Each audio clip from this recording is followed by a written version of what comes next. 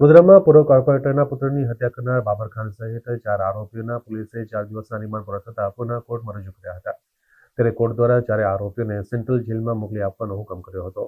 વડોદરા શહેરના નાગરવડા વિસ્તારમાં જુગાર રમવા બાબતે થયેલી મારામારી બાદ બાબર ખાન પઠાણ સહિતના સાગરીતોએ હિન્દુ યુવક પર ચાકુ તથા લાકડીઓ વડે હુમલો કર્યો હતો, જેમાં તેમને ઈજા પહોંચતા ગંભીર હાલતમાં સયાજી હોસ્પિટલમાં ખસેડવામાં આવ્યા હતા.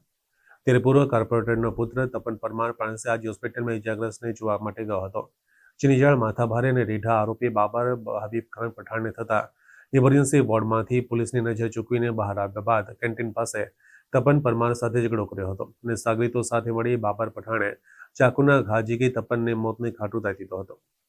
આ સમગ્ર ઘટનામાં પોલીસ કર્મચારીઓ હાજર હોવા છતાં ખૂની ખિલખિલાયો હતો. ત્યારબાદ પોલીસે 9 જેટલા આરોપીની ધરપકડ કરી લીધી હતી, જેમાંથી 21 નવેમ્બરના રોજ 5 આરોપીઓને જ્યુડિશિયલ કસ્ટડીમાં મોકલી આપવામાં આવ્યા હતા, જેમાં મુખ્ય સૂત્રધાર બાબર ખાન પઠાણ સહિત 4 આરોપીઓના 4 દિવસના રિમાન્ડ પૂરા થતા હોય 22 નવેમ્બરના રોજ તમામને પોલીસે પુનઃ કોર્ટમાં રજૂ કર્યા હતા. ત્યારે કોર્ટ દ્વારા 4 આરોપીઓને જ્યુડિશિયલ કસ્ટડીમાં મોકલી આપવાનો હુકમ કર્યો હતો.